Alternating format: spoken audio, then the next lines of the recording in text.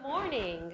Thanks so much to Sarah, the members of Stanford's newest and no doubt soon to be greatest journal, Stanford Journal of Criminal Law and Policy, and to those involved in this symposium. I'm absolutely delighted to be part of this opening panel, although as a former diehard public defender, I feel a little bit like a party crasher.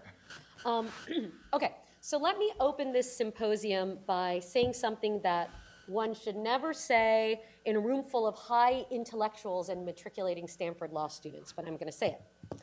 The other day, I was listening to Sarah Palin. It occasionally happens. She was commenting on Jeb Bush's statement that undocumented immigrants often cross the border because of love. To this, she replied, quote, "It may be an act of love, but it's illegal. They're called illegal immigrants for a reason." Her message here was clear. Not even love should prompt a deviation from the letter of the law. Around the same time, however, Palin called Cliven Bundy, civilly disobedient rancher and Sterling-esque bigot extraordinaire, a, quote, true American hero. Her message here was the opposite. The letter of the law must yield to higher moral values. Well, as any high intellectual would, I laughed at Sarah Palin's clearly illogical self-contradiction. In fact, progressive law professors like myself often critiqued people on the right for such inconsistencies. But then I thought about this symposium, and I thought, actually, when it comes to progressive law professors' analyses of prosecutorial discretion, we invariably commit the same Palin-esque kind of mistake. We like prosecution when prosecutors are using discretion to undermine legislation we think is ill-advised or unfair. Thus, scholars often urge prosecutors to use plenty of their discretion and not seek maximum sentences, charge enhancement, bring multiple charges, pursue sentences of incarceration in drug possession cases, and the like. On the other hand, we don't like prosecutorial discretion when we think that prosecution of the law to the fullest is the best course of action. For example, scholars urge lawmakers to strip prosecutors of discretion to decline domestic violence cases. In other words, we like prosecutorial discretion when we like it, and we don't like prosecutorial discretion when we don't like it. Just as any kind of discretion, prosecutorial discretion poses both promises and perils to any normative agenda. One can always find an instance of discretion that is outrageous or unsatisfying, and far too many scholarly analyses of prosecutorial discretion are reactionary proposals to spectacular and popularized instances of injustice. And when talking about prosecutorial discretion, I think we need more thoughtful normative frameworks, more research on how discretion actually works, and more careful analyses of the distributive effects of law reform proposals to cabin such discretion. I'm thus thrilled to introduce this panel on understanding prosecutorial discretion. We will use Professor Ron Wright, who is here via Skype's paper, The Many Faces of Prosecution, as a jumping off point for discussion. Professor Wright is a professor of criminal law at Wake Forest University School of Law and a former white-collar crime prosecutor at the U.S. Department of Justice. He is a board member of the Prosecution and Racial Justice Project at the Vera Institute of Justice and the co-author of 2 casebooks, one of which I use, on criminal procedure and sentencing. Ron will present his empirical research, and Professors George Fisher and Avani Sood will comment. As many of you know, Professor Fisher is a professor here and the faculty co-director of the Criminal Prosecution Clinic at Stanford. Professor Fisher was an assistant DA for Middlesex County, Massachusetts, and an assistant attorney general in Massachusetts. He's the author of an acclaimed book on the history of plea bargaining. And last but not least, Professor Sood is a social psychologist and a legal scholar who joined the Berkeley Law faculty in 2013. She teaches criminal law, evidence, and a colloquium on law and psychology.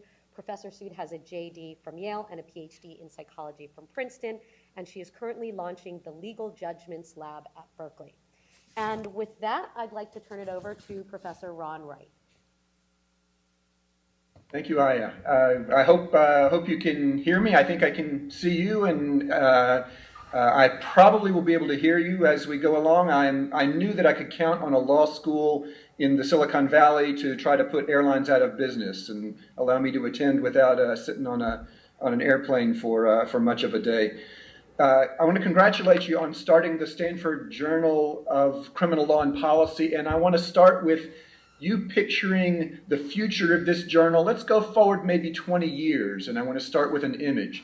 In a lot of well-established journals, you'll have a group photo every year of the editors, and everybody will be sitting in a row, and maybe it's a black and white picture, but everybody's sort of in the same place in the photo, and then over the years you put these photos along the wall, and you can walk down the hallway of the journal editing offices, and you'll see year after year of editors in their group photos. I want you to picture that lineup of photos. That's the picture that very often comes to mind for me when I read the legal scholarship about prosecutors in the United States. That is, they're saying important things, important work is going on, but it's awfully hard to tell the difference from one place to the other, and those people who are sitting in the rows and each of them staring at the camera, they all sort of blend together. Plainly, a lot of good work and a lot of varied work happened during the year, but it's hard for me to get behind that two-dimensional photo. It's empirical work that allows us to do that. And I want to focus my comments really on methodology. I want to ask, what are the different methodologies that we tend to use and that are available to use as we try to get a more three-dimensional portrait of prosecutors at work? Rather than just talking about prosecutors doing this or doing that, we need to develop the habit of saying prosecutors in this kind of office, prosecutors who are at this point in their career, prosecutors who enter the profession with this set of incoming characteristics. In other words, not to have one portrait, one size that fits all for the prosecutors, but instead to have some sense of variety when we talk about this amazing and various group of people who do this important work. There's a lot of great empirical work that already goes on. So you can have empirical work that compares legal texts. Perhaps these are statutes that define the procedural powers of a prosecutor, or maybe a judicial opinion that describes what a prosecutor does. And comparative legal scholars, like Professor Gruber, very often use this methodology of comparing legal texts. You might have empirical study that it focuses on experimental methods, so that you can simulate what would happen in formulating a legal judgment of some kind. And so Professor Sood is involved in this sort of investigation. Probably the bulk of the empirical work in the prosecutorial area relates to looking at whatever we record about the work of prosecutors in court documents and in office documents, looking at that paper record or that electronic record of what the prosecutor did. And a lot of historical work is, of course, based on this. And so George Fisher's magisterial defining work on the history of plea bargaining is working in this tradition. I want to talk to you today about a complementary methodology, another way of looking at what prosecutors do that might add some additional depth to the portrait of prosecutors at work. And in particular, I want to talk to you about the use of semi-structured interviews with prosecutors. So when Kay Levine and Mark Miller and I wanted to pursue this project, we decided we would go out and talk to prosecutors, not look at the papers that they left behind, not simulate what they're doing, but go out and talk to them and say, initially, what are you doing? What do you spend your time doing? But then we wanted to get behind that question of what are you doing, and we wanted to ask, why are you doing it? And our hypothesis was that prosecutors do the things that they do because they have a particular image of what it means to be a good prosecutor. That is, they have a professional self-image. So we wanted to find out, what is that self-image? How did you get it? And how does it translate into the work of a prosecutor? So here's how we went about trying to answer these questions. First of all, we tried to identify some offices scattered in various places around the country. We ended up finding offices that would work with us in the southeastern and southwestern United States. 9 different offices. We promised them anonymity of office, so we have given them pseudonyms in our work. Because they're in the Southeast and the Southwest, we base the pseudonyms on country music singers. So we have Klein County, named after Patsy Cline, and Atkins County, named after Chet Atkins, and so forth. But we've got 9 different locations where the prosecutors were willing to talk to us. We would then we would contact each of the prosecutors in the office, ask, could we have an hour of your time? We want to come in and talk to you about your work, how you do the work, what your thoughts are about how to be a good prosecutor, your career progression, and so forth. So one of us would go in and talk, spend an hour. The recorder is on. And we ask these questions like, when did you get here? Who were your role models? Who showed you the ropes and how to do this? How has your view of the job changed over time? How much time do you spend in negotiating guilty pleas versus trying cases or other proceedings? Just an hour's worth of questions, a structured conversation that was more or less the same for every person, but not worded precisely the same as it would be in a survey instrument, just a semi-structured interview. Once we had the recording in hand, we got it transcribed.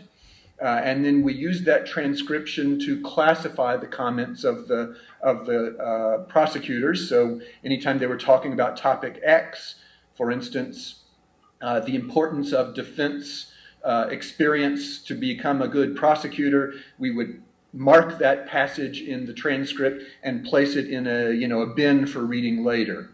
And then we can come back to those bins and read through whatever all 267 prosecutors who have talked to us would have said about that topic. You can divide it up by different subgroups of prosecutors. So you could say, give me in this bin what all the women said about this, and in this bin what all the men said about it. Or you can say, in this bin, let me read what the people with less than 5 years of experience said, and now over here, let me read what these folks with more than 5 years of experience said. So you can divide up the prosecutors by different subgroups, and based on that reading, you can start to develop impressions about whether there are meaningful differences among the different subgroups. So that's the basic methodology that we've been following. There's nothing path-breaking methodologically about this. This is kind of standard social science methodology for dealing with semi-structured interviews. But let me give you a couple of snippets of the sorts of things that we are finding as we sort through these interviews.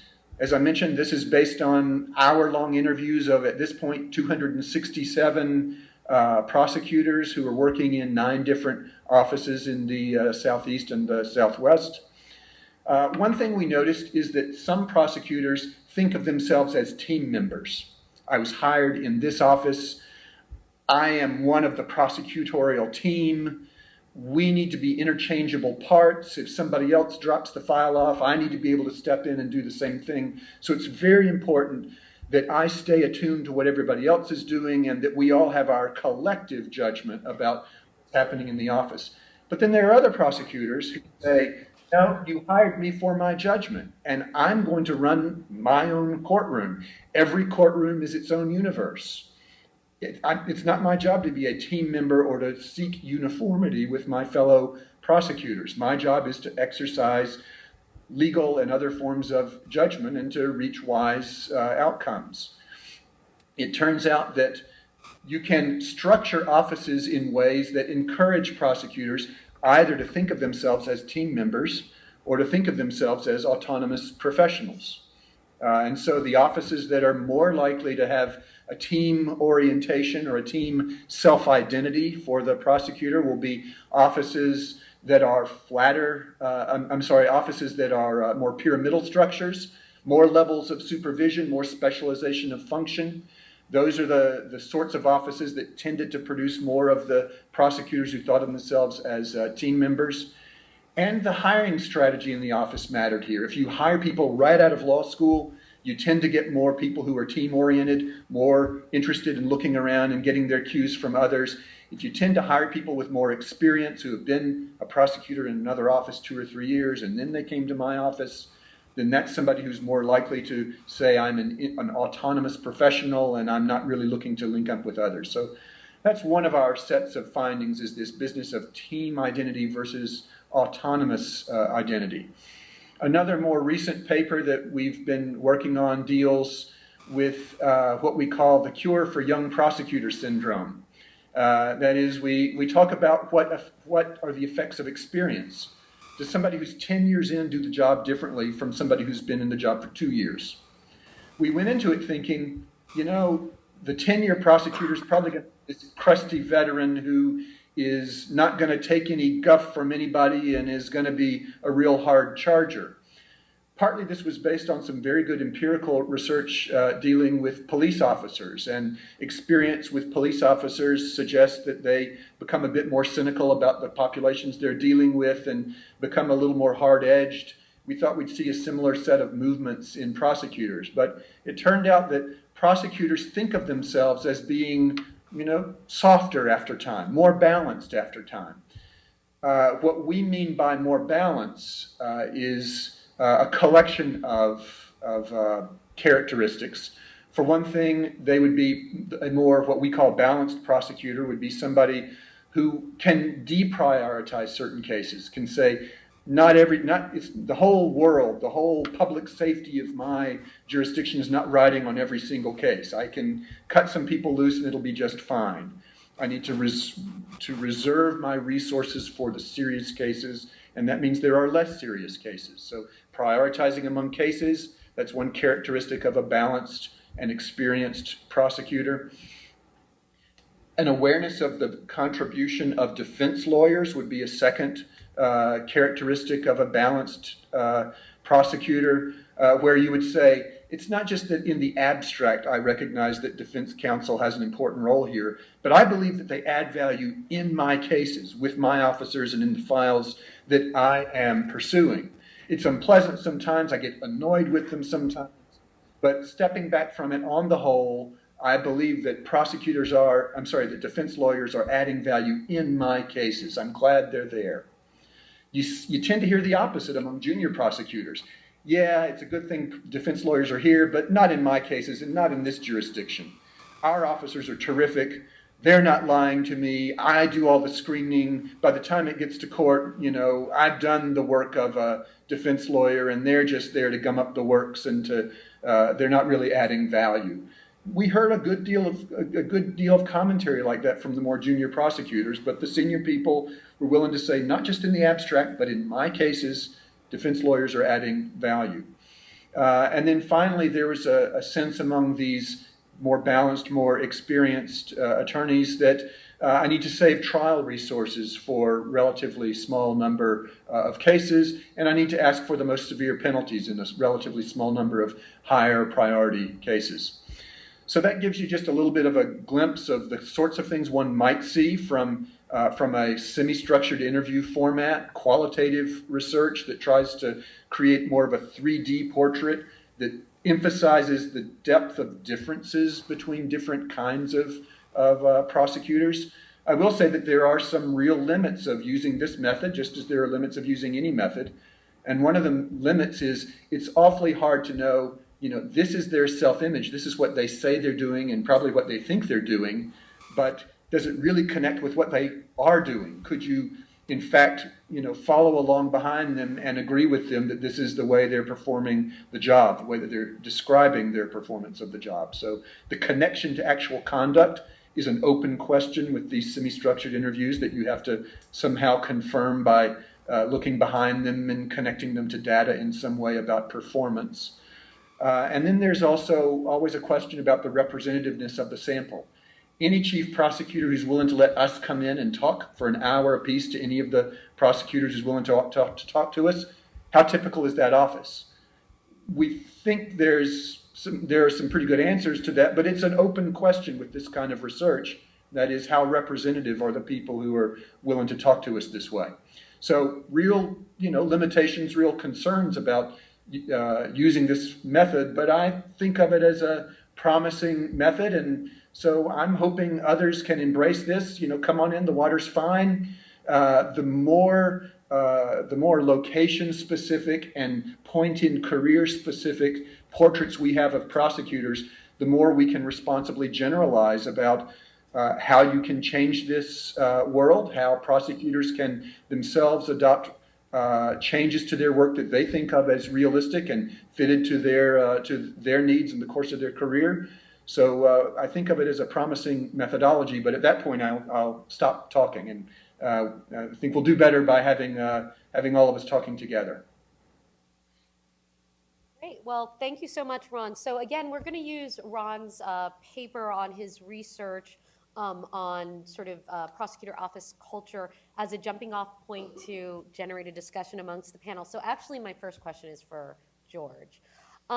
So George, in Ron's paper, he's looking at specific qualitative methodologies for discovering how prosecutors' offices work. But to give meaning to the data collected, it seems like we have to have a normative framework for how prosecutors should operate. In other words, the best practices. So this seems to me like contested terrain. Are there any practices short of illegal tactics that most commentators, including prosecutors themselves, consider to be bad practices? And how do we start to have a conversation about prosecutorial best practices that will actually be convincing to those who run prosecutors' offices? Thanks. Very good question. Thank you all for coming. Thank you, Sarah, for arranging this. And Ron for giving us the excuse for the platform, and Aya for setting up this panel. Prosecutors, Ron mentioned the self-image of prosecutors. Prosecutors, I think to a person, have an image of themselves as being ethical. That is, I've never met a prosecutor who says, I play dirty. So we all say we're ethical. We all say we don't have to cheat to win. That's the advantage of being a prosecutor. The facts and the law are on your side. Otherwise, you shouldn't be in court, so you don't have to cheat to win. But of course, what counts as cheating is, I suppose to some degree, contested. The basic baseline ethical command for prosecutors is you are supposed to do justice. And of course, people define doing justice very differently. And it's very hard, no matter how ethically minded two prosecutors are, to find two prosecutors who would define the duty to do justice similarly.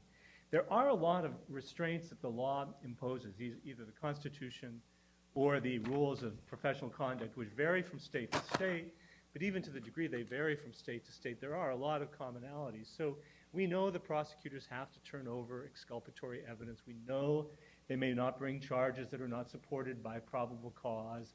We know they're not supposed to be engaging in prejudicial pretrial publicity or choosing jurors according to race or sex, all these things that the law has commanded. So it's not as though it's an open field where prosecutors are swimming trying to define what it means to do justice, given all this power we've been handing. But there are then, beyond that, a lot of practices that are not regulated strictly by law, but probably fall under this heading of what it means to do justice. And Aya's question gets to, is there any territory in that realm that is not contested? If we brought together a conclave of prosecutors, would we find some general norms?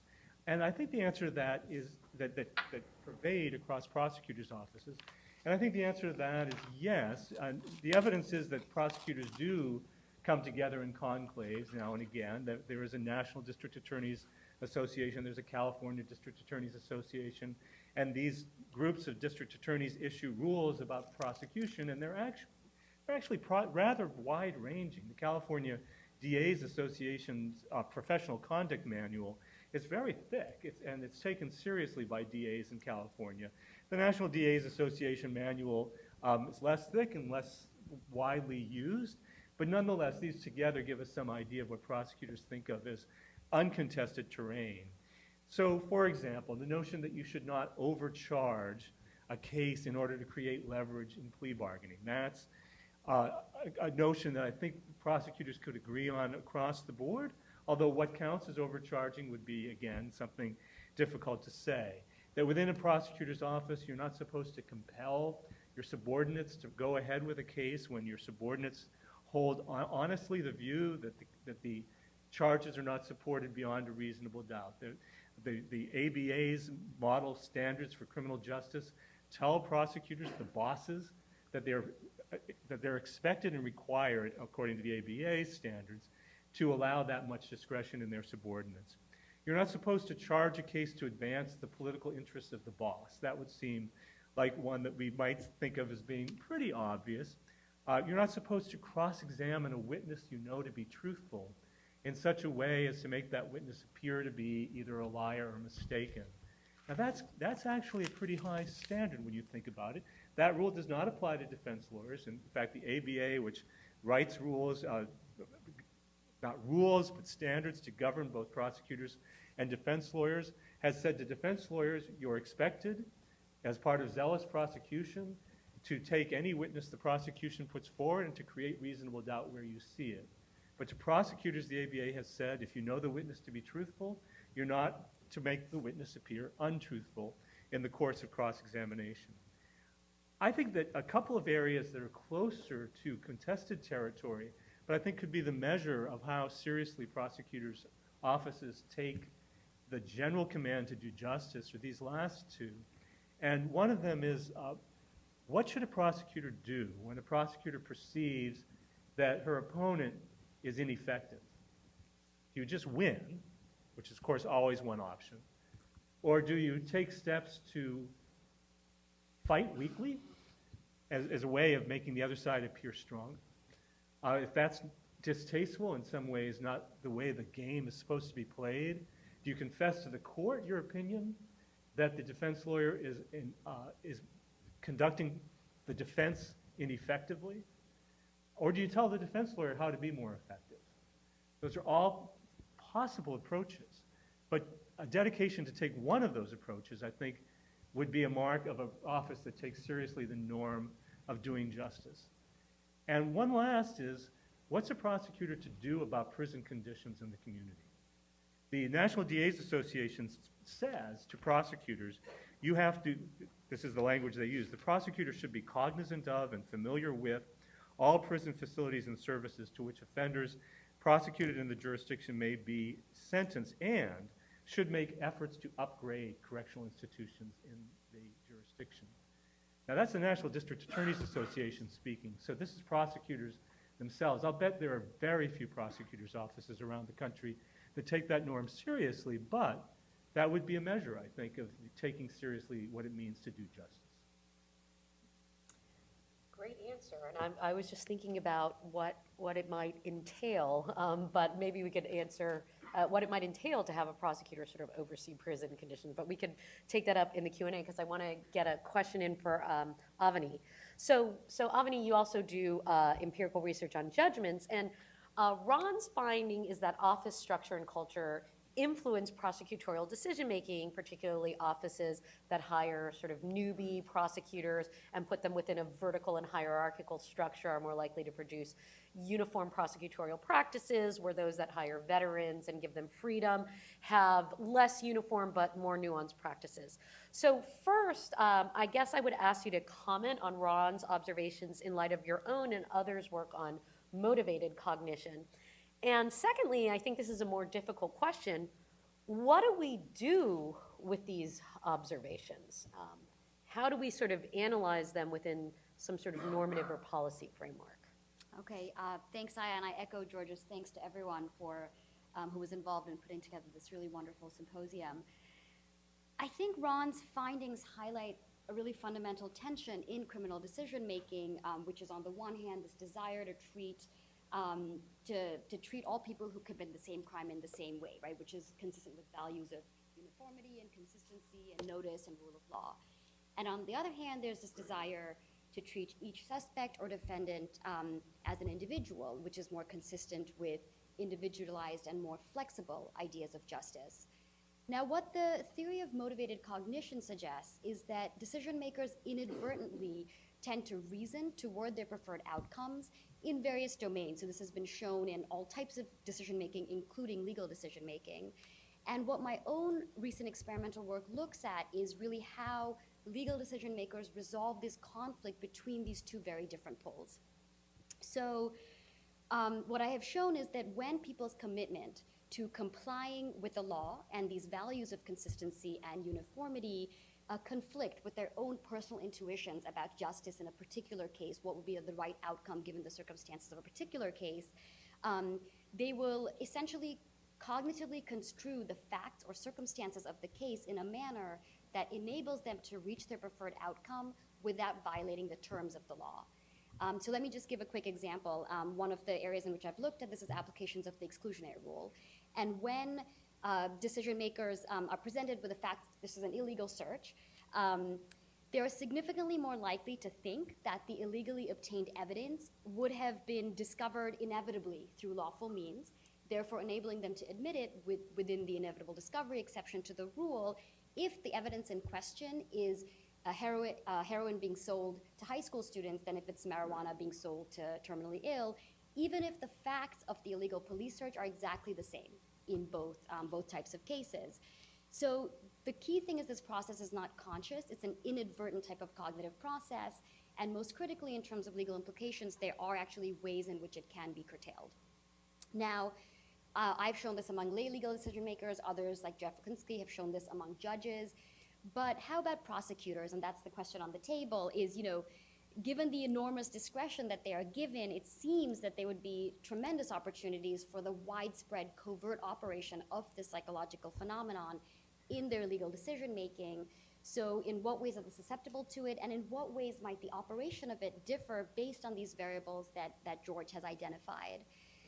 So I think when we look at the particular findings that we're talking about here, I'm sorry, not George, Ron, in Ron's work, I think that motivated cognition in prosecutorial decision-making could actually operate in very different directions based on these variables that the work has identified, the social architecture of the office, whether it's flat or hierarchical, and the experience level of the prosecutor. So prosecutors in the sort of newbie hierarchical structure might be more motivated to see cases in a black and white, good versus bad manner, which would enable them to achieve more uniformity in their judgments, whereas those in the more veteran, flat office structures may be more likely to perceive the very same types of evidence, the very same types of police officer actions or victim responses in a different manner that enables them to have these kind of individualized outcomes.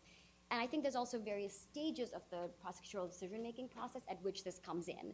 So for example, Ron has found that one of the key determinants in charging decisions is the strength of the evidence.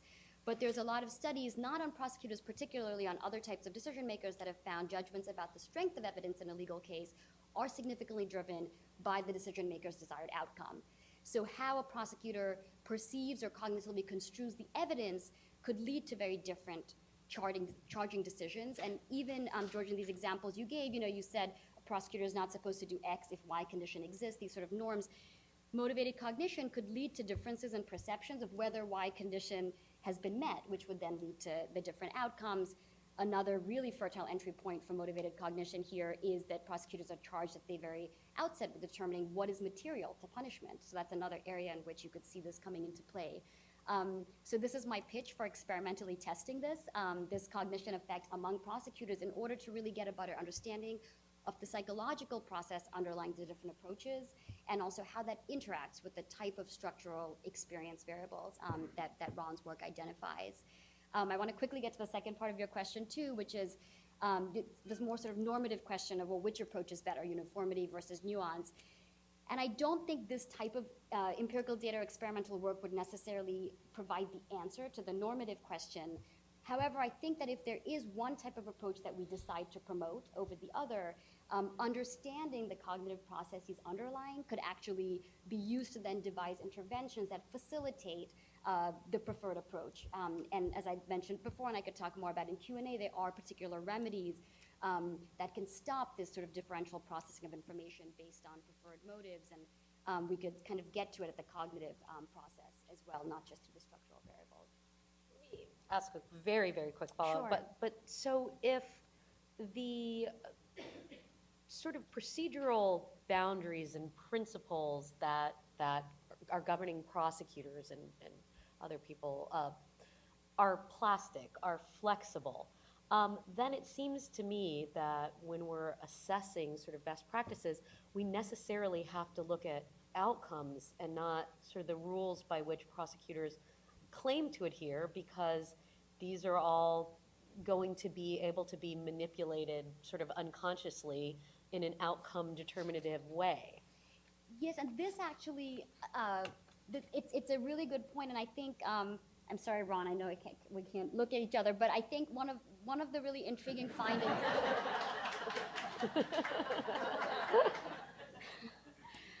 I think one of the really intriguing findings in your paper, this is on the Young Prosecutor Syndrome paper, was that prosecutors might see themselves in a certain way as being more balanced, but that does not necessarily translate into the outcomes themselves, right?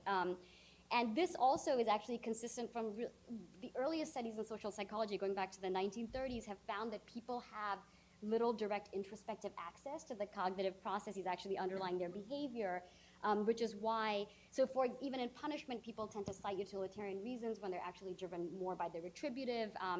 But I think this is also not something that has been tested experimentally among prosecutors, is the extent to which they themselves know what is motivating their decision making, and therefore you have this discrepancy between what they think is and what is actually happening. So I think that's another data set we really need in order to be address the questions that you're posing. Great, really interesting. Ron, can you hear me? I have a question for you. Great. Okay. I'm looking at you. So one thing that stuck in my mind while reading your work was whether the most influential factor on prosecutorial practices was this sort of hierarchical vertical structure versus horizontal structure, or who ended up on top of the hierarchical vertical structure. So for example, if your goal is to make prosecutors, say, more empathetic towards defendants, really prioritize cases, not always go for the highest sentences, not overcharge, support rehabilitation, isn't it possible that a hierarchical structure where the person on top is actually very liberal or more liberal than sort of the average prosecutor would be more likely to produce that outcome than a horizontal structure with many individualistic, experienced prosecutors who are unlikely to be, possibly unlikely to be extremely defendant-friendly? And in my mind, it's a very interesting thing. I'm in Boulder, Colorado, and I have the Boulder County DA, who was pro-legalization of marijuana, anti-death penalty, disagrees with mandatory minimums, lecture to my class, and they always ask if he's actually the PD. I said, no, he's the DA, right? So I mean, Right. Wouldn't having somebody like that on top actually produce, if what you want is sort of less prosecutorial prosecutors, wouldn't having somebody on top of a hierarchical structure that's like the Boulder County DA be more likely to produce those kind of results? I think that's right. I mean, part of the question is which is more, which is a weightier factor, and I don't think I have any basis for answering whether the structure is more weighty than the leadership values or vice versa. We just don't have enough offices, and we don't have precise enough measures of what's going on to be able to answer that. But I do agree with you that that the structure really only either amplifies or mutes the choices of the chief prosecutor in the office. So it's not stunning that, you know, the elected prosecutor in Boulder would have these views about marijuana and about criminal prosecution. And my guess is the elected prosecutor in Colorado Springs is a completely different, you know, profile for the voters. But if you tighten up the structure, if you have a more sort of pyramidal structure and you hire more newbie prosecutors, yeah, that's going to enhance whatever the sort of value choices are of the chief prosecutor. You know, whether we think of those as good or bad, it's going to amplify them if you have a more vertically integrated, more pyramidal structure in the office.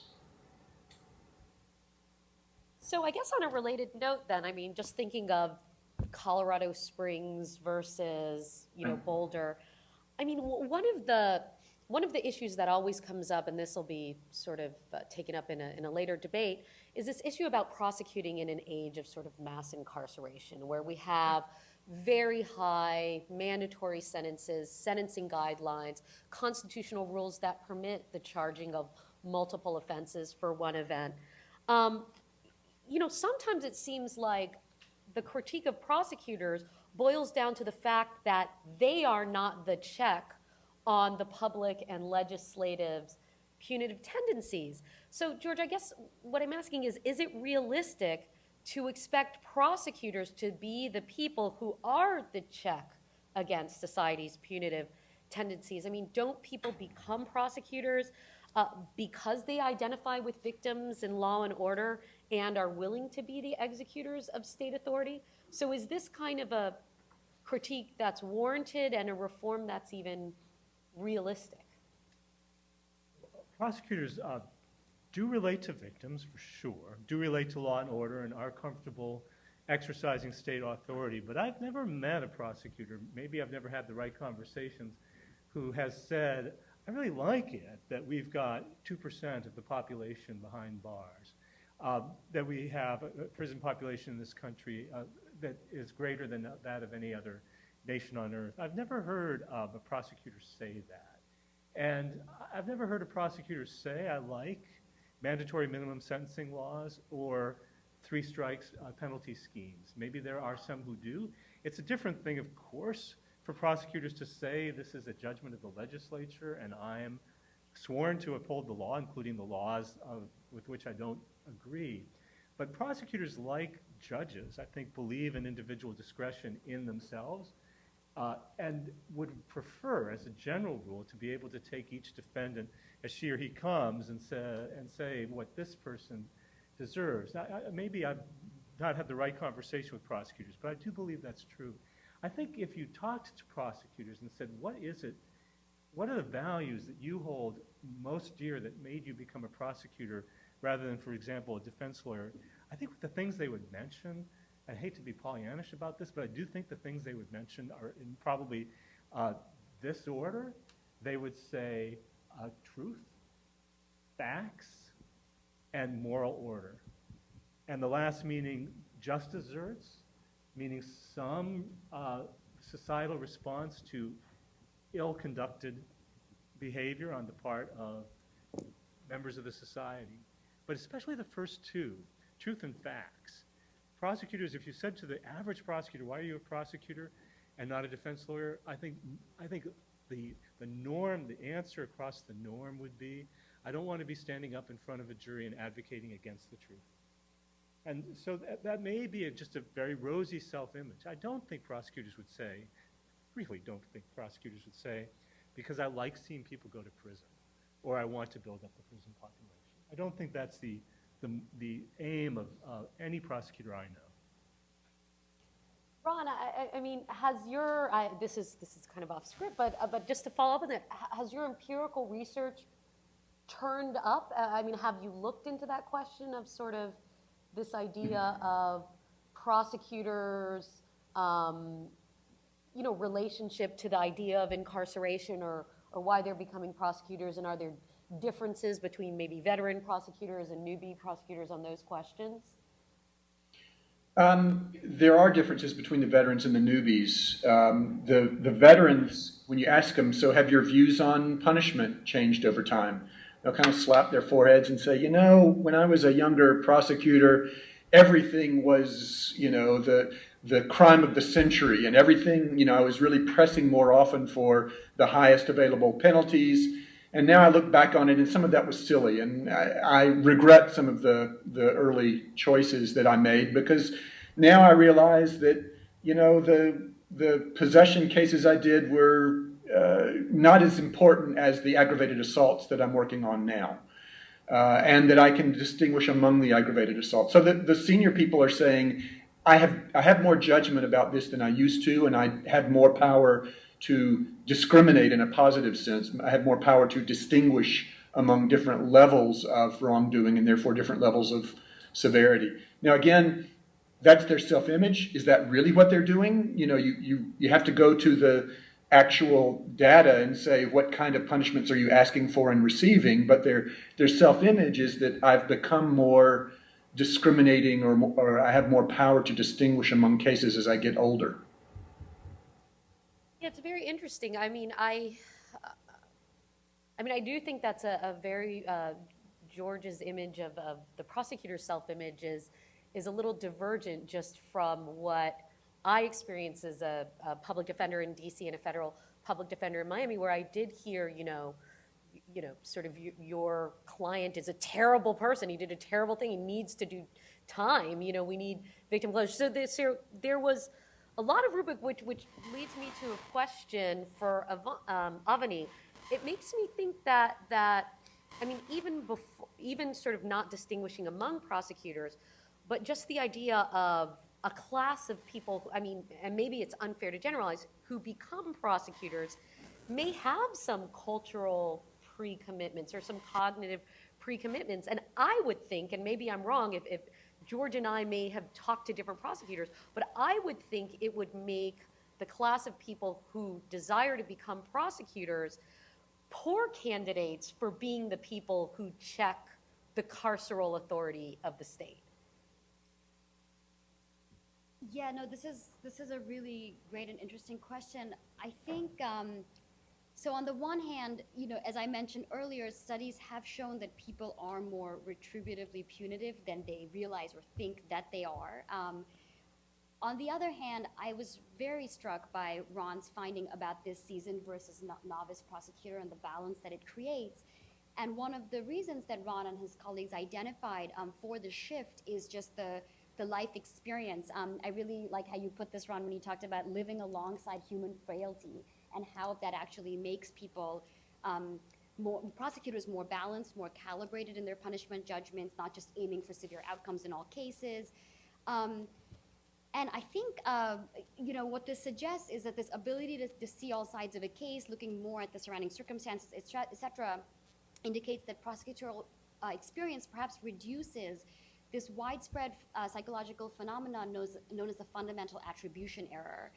And what the FAE is the human tendency to underestimate situational factors when we're judging other people's actions, especially harmful actions like a crime, and to overestimate the extent to which the person's actions reflect their traits or disposition. So that comes to this kind of portrayal you gave as the defendant as this terrible person, right? The fundamental attribution error leads to more blaming. It leads to more punitiveness, especially in situations of harmful actions. And it seems from Ron's research that the novice prosecutors are more likely to exhibit this sort of attribution by taking the black and white view of defendants as the bad guys, and the endeavor of prosecution as a sort of good versus bad contest, as compared to the seasoned prosecutors who are looking more at the broader context and the kind of circumstances of the case and of the crime. And I think what this suggests is being able to connect this qualitative finding with the psychology literature on the fundamental attribution error could be helpful in perhaps formulating some interventions to encourage a less punitive and more balanced approach sooner than the many years that it takes to sort of gather life experience and live alongside the human frailty. So there's been various suggestions put forth this experimentally. So Phil Tetlock revealed that accountability measures, so just pressures to justify your interpretation of others, can reduce the fundamental attribution error by changing the way in which people actually encode and analyze information about the person they're judging. So it's not just a superficial, just because they're having to justify it, they say something that they don't really mean. It actually changes their cognitive processing of it when they know that they're going to have to justify it. It makes them take a more balanced approach. So that's one example of something that could perhaps be operationalized in the prosecutor context alongside many of the reforms that that Ron and his colleagues suggest in their papers, such as having newbies work more alongside veterans and therefore maybe be having to justify their judgments to the more veteran prosecutors. There have also been other studies finding that shifting perspectives or awareness generating can reduce this type of attribution error.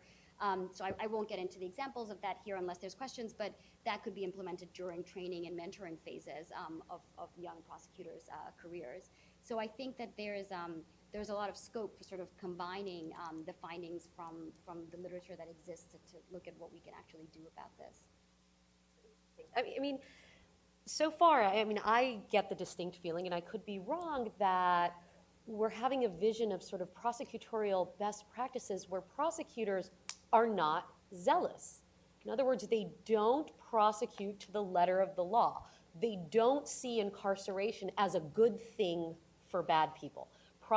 Good prosecutors, this is the tenor of the conversation as I'm getting it, should exercise restraint. They should be measured. They should triage.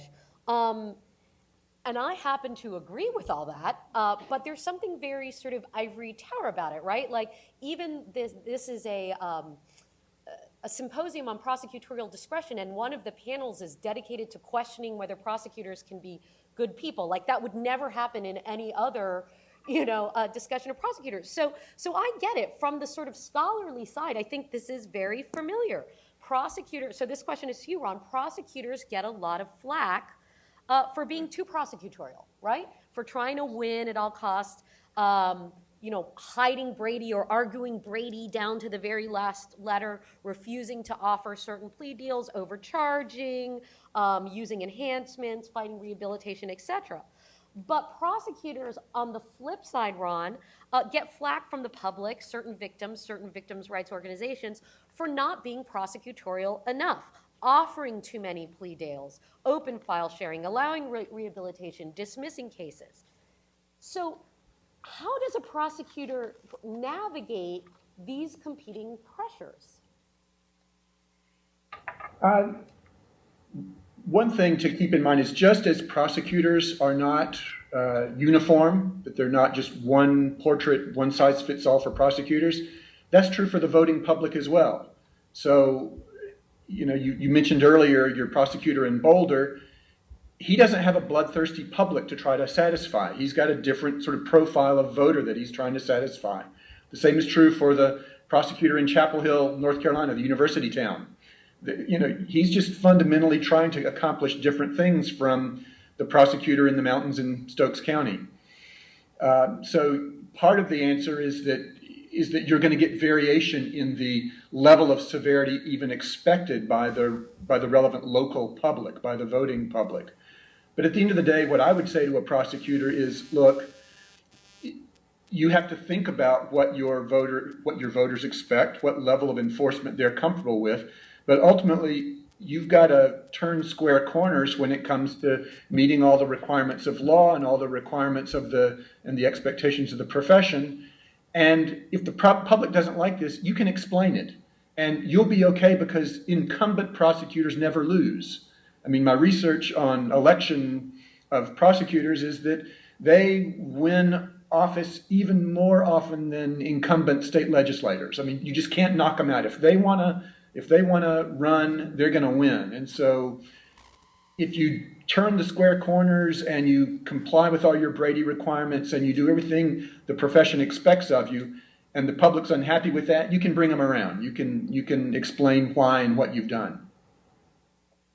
So the prosecutor should follow best practices even if the public, what we're sort of indicating is a best practice, even if the public doesn't want it, the voting public. Yeah, because I think at the end of the day, anything that the NDAA or the ABA is going to endorse, you can explain to voters, and you're going to be okay in your reelection campaign. Now, that being said, I don't think it's true that all the senior prosecutors I talked to, in this sense of being balanced, meant that they were restrained all the time. It's not that they were never asking for severe punishments. It's that they had the ability to change gears. Sometimes they would ask for severe punishments. Other times they would pull back. It's that ability to move back and forth that you develop over time, rather than just, in general, everything, all of your requests kind of float down. So we're running out of time, so I want to ask the last question both to George and Avani. So this is going to be touched on later, but I think this is such an important issue that I just want to ask you to weigh in it. So there's definitely a feeling out there amongst criminal law theorists and scholars that the entire American criminal justice system is deficient, right, from a retributive, utilitarian, gender, race perspective. And so many write off prosecutors as a cog in a wheel of an endemically unjust system. To me, this seems like it may be a case of sacrificing the good for some radical vision of the perfect. So it's true that prosecutors operate within a system, and any system inevitably has defects. But is it worth trying to create the conditions under which prosecutors can alleviate some of those defects? Or put another way, can you be a prosecutor and a critic of the American penal state? Okay, so this is also an excellent question. I think it's important and actually critical for prosecutors to play this role in order for the system to actually change in any meaningful way. I would speak less to the constraints that are actually imposed by their office in terms of how much leeway they have to play that role, and more so to the role that the kind of empirical research that Ron has done can play. So one of the, I think, real benefits of this sort of in-depth, behind-the-scenes empirical work is to be able to point to remedies that can be more practical and realistic to really implement, and also that have the buy-in of the prosecutors themselves. And I think, what better way to address the problem in a system than to begin by better understanding the key players in the system who hold the power and the discretion in order to actually move toward change, for which information gathering and awareness generating, I think, is a key component. But perhaps, George, you could speak more to the practical realities of what the constraints are that prosecutors face in their office. Yeah, so can one be a critic of the American penal state and a prosecutor at the same time? I should begin by saying a moment ago I exaggerated the American penal state when I said 2% of the population behind bars. That would be even, that would be much worse. It's 2 million, which is far from 2%, but it's bad enough. But can one be a critic of the American penal state and yet be a good prosecutor?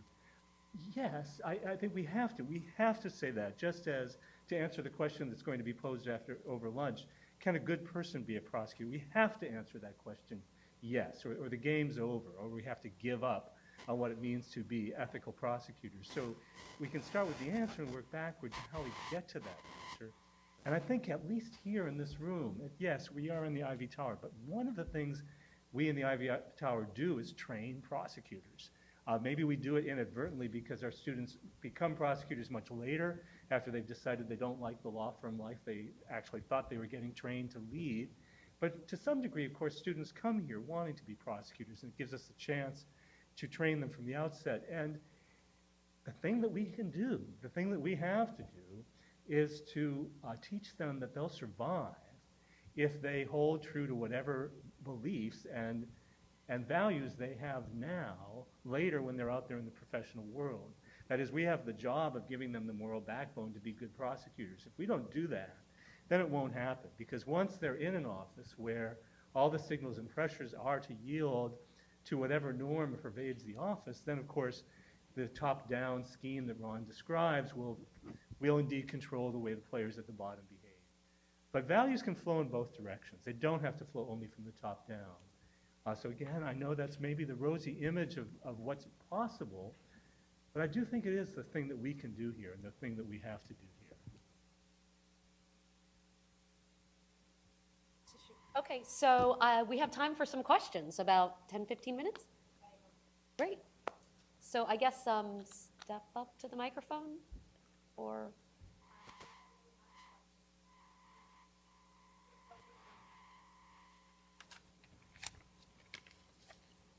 Okay, let's see.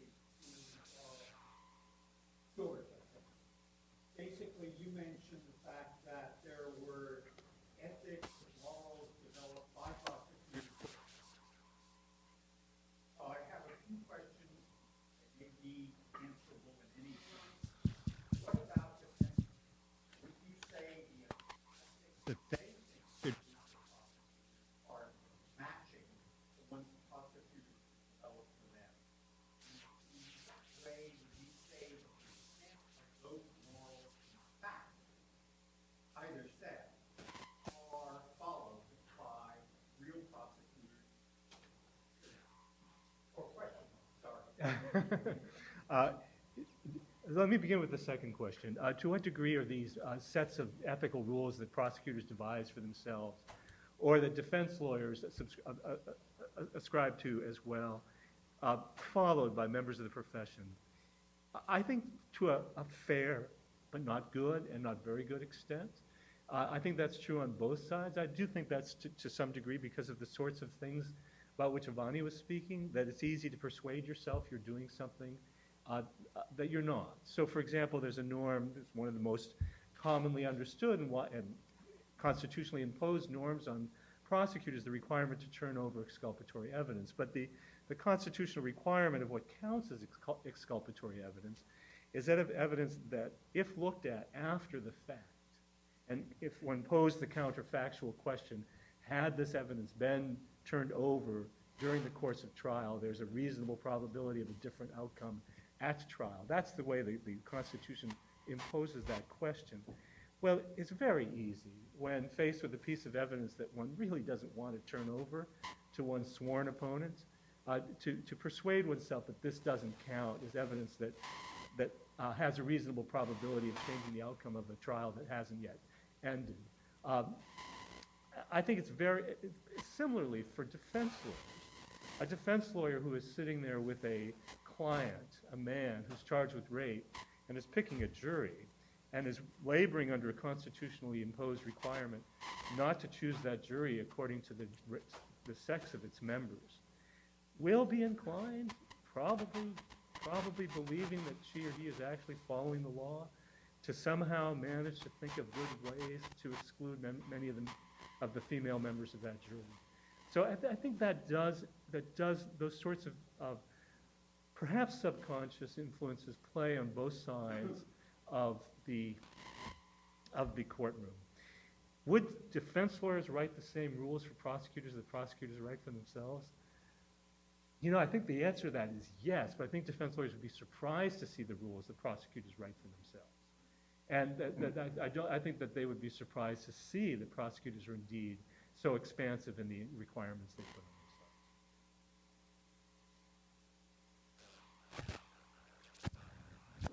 themselves. So this is a question chiefly for Professor Wright. So in your research, you seem to indicate ways that prosecutors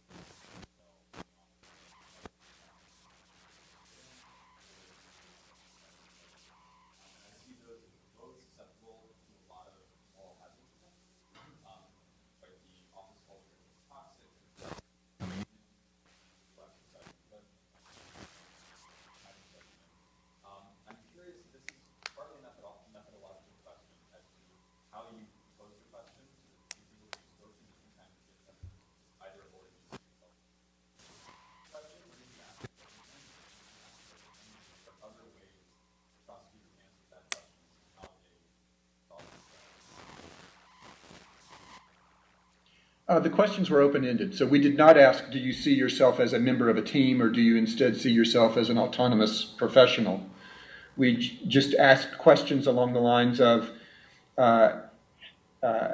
who taught you the ropes? Who do you consult before you make difficult decisions? How often do you consult with people? Has that changed over time? Do you feel that it's important to reach outcomes that are consistent with those of your fellow prosecutors? So we're not explicitly asking, are you a team member or not? And then you can go back to each of those questions and just read the answers that everybody gave to them, and you can start picking up on themes that show up more in some offices than in others. So this is, really one of the advantages of semi-structured interviews is that you can get people talking about a topic without worrying too much about the precise wording of the question as one might with, say, a survey instrument. And sure, people were all over the map about whether they thought this was dangerous or not, whether it's a good thing or a bad thing to be part of a team. The prosecutors on the whole thought their offices were positive places, and so they trusted the judgment of their fellow prosecutors and wouldn't be worried if others stepped into their cases. But in some places they said, this place has seen better days and I'm worried now about the quality of work and the quality of judgment that's happening. So you see some variety of self-critique in the answers as well.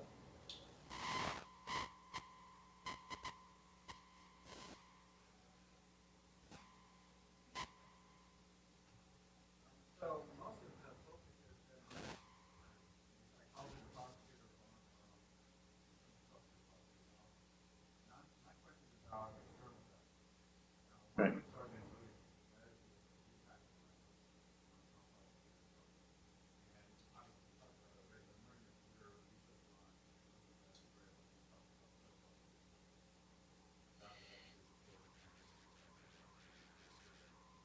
Mm-hmm.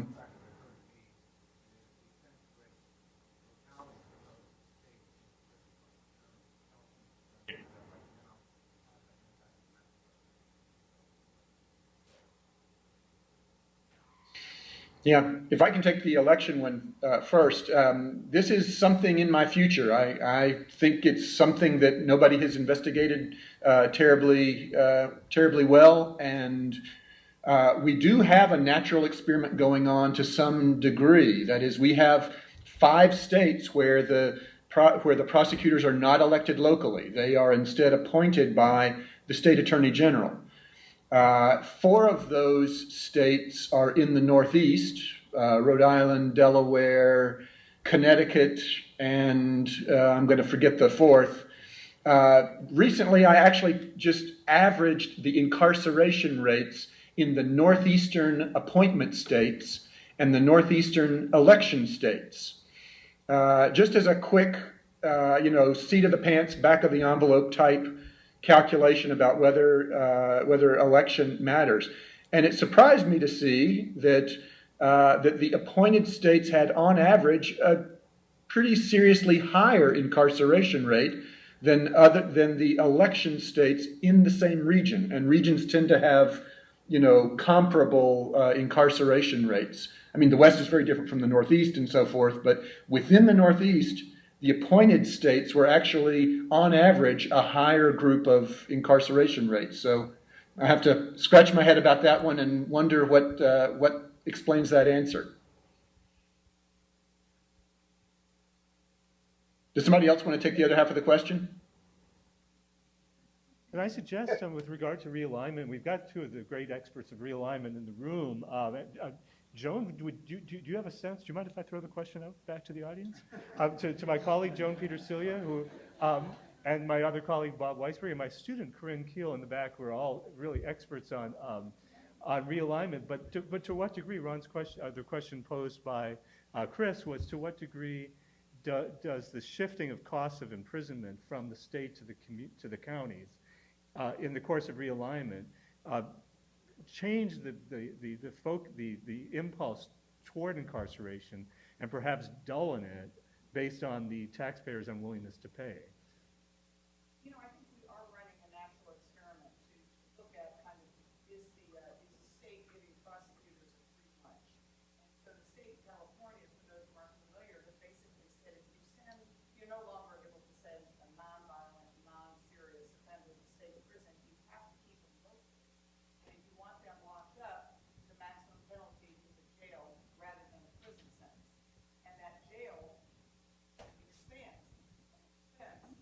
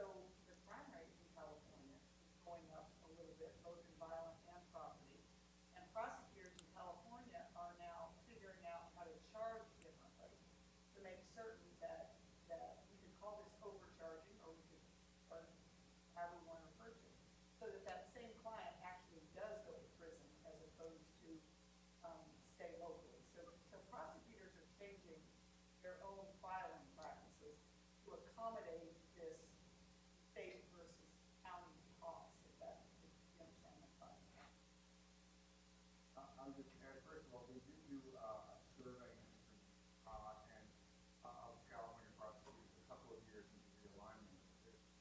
Ironic meta conclusion confidence. One that supports Ron and his colleagues' line of work. Boy, it's hard to get prosecutors.